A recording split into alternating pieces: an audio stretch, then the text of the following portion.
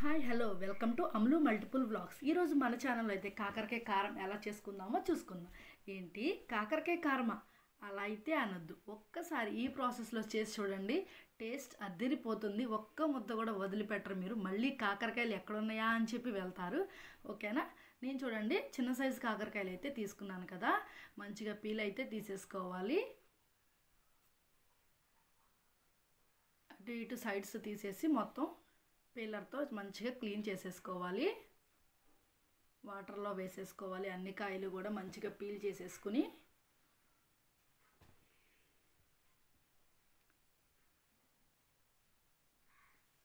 చూడండి, అన్ని కాయలు అయితే నేను పీల్ చేసేసాను కదా, వాటర్లో వేసి కడిగేస్తున్నాను. ఇలా నేను చూపిస్తున్న విధంగా రౌండ్గా కట్ చేసుకోండి పీసెస్ అనేవి.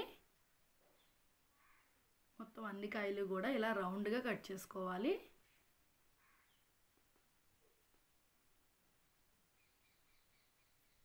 మా పిల్లలు అయితే ఇంటికి వచ్చేసారు స్కూల్కి వెళ్ళి.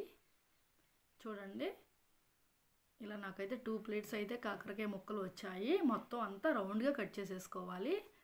ఆయిల్ అయితే ఒక 1/2 కేజీ ఆయిల్ దాకా పడుతుంది. నేనైతే ఒక 1/2 కేజీ ఆయిల్ వేసేసుకున్నాను. మొత్తం అంతా ఈ ముక్కలన్నీ కూడా ఆయిల్లో వేసేసుకోవాలి. మనం మంచిగా డీప్ ఫ్రై అయితే చేసుకోవాలి.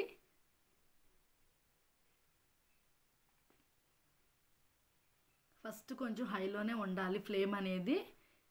ఇవి కొంచెం కలర్ మారాక మనం సిమ్లో పెట్టుకుని ఫ్రై చేసుకోవాలి. చూడండి, కలర్ అయితే చేంజ్ అవుతున్నాయి కదా, మనకు కావలసిన షేప్లో అయితే వచ్చేసినాయి. చూడండి, గోల్డెన్ కలర్లోకి కాకరకాయ ముక్కలన్నీ వచ్చేసినాయి కదా, క్రిస్పీగా అయిపోయినాయి. ఒకసారి మళ్ళీ తిప్పుకోవాలి. అటు ఇటు తిప్పుకున్నాక చూడండి, ఇక్కడైతే క్రిస్పీగా అయిపోయినాయి ముక్కలన్నీ. నేనైతే తీసేస్తున్నాను.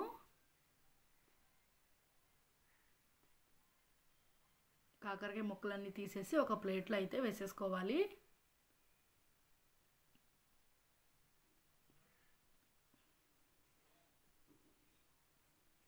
మొత్తం అన్నీ వేసేసుకుంటున్నాను.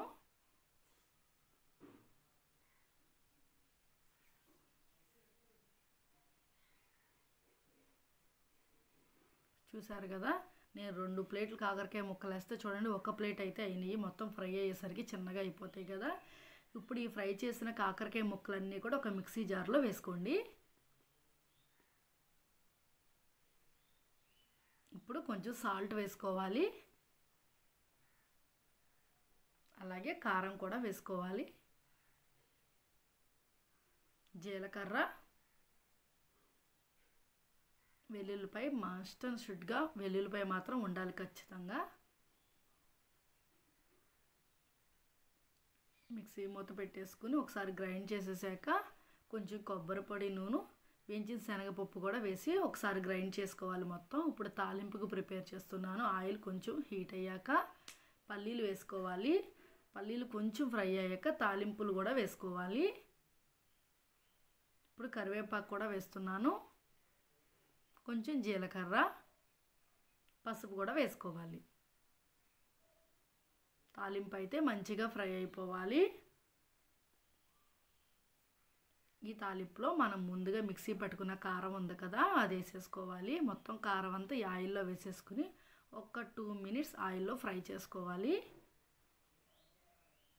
మొత్తం అంతా కలుపుకోవాలి. ఇప్పుడు లాస్ట్లో కొద్దిగా కొత్తిమీర వేసుకుని గార్నిష్ చేసుకుంటే మన వేడి వేడి కాకరకాయ కారం అయితే రెడీ అయిపోతుంది. దీన్ని వేడి వేడి అన్నంలో ఒక్కసారి వేసుకుని తిని ట్రై చేయండి, టేస్ట్ అయితే అదిరిపోతుంది. ఓకేనా? ప్లీజ్ నా ఛానల్ని సబ్స్క్రైబ్ చేసుకోండి.